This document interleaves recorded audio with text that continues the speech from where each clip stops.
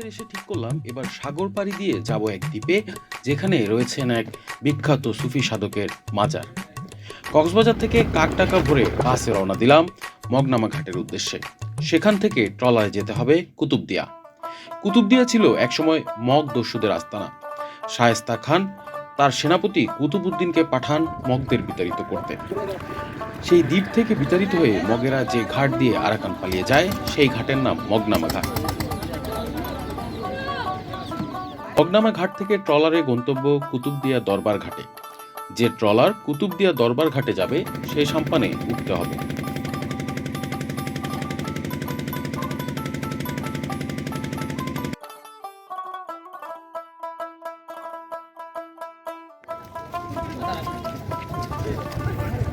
Trawler থেকে নামলাম দরবার ঘাটে, অটোতে চড়ে বসলাম। চারপাশে বিস্তীর্ণ লবণের ক্ষেত চোখে পড়বে। সুফি মালেক শাহ রহমতুল্লাহর দরবারে মাজারের পরিবেশ খুবই পরিচ্ছন্ন। মালেক শাহ হুজুরের বিশেষ দোয়া পেয়েছেন যুবক বঙ্গবন্ধু শেখ মুজিবুর রহমান, জিয়াউর রহমান, এরশাদ সহ বিভিন্ন রাষ্ট্রনায়করা।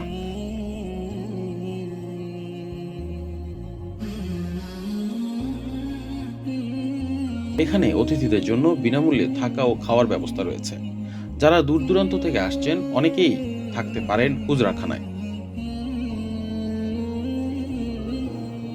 শাহ সুফি মালেক শাহ রহমতুল্লাহর মাজারে সালাম জানিয়ে বিদায় নিয়ে ফেরত গেলাম কক্সবাজারের উদ্দেশ্যে।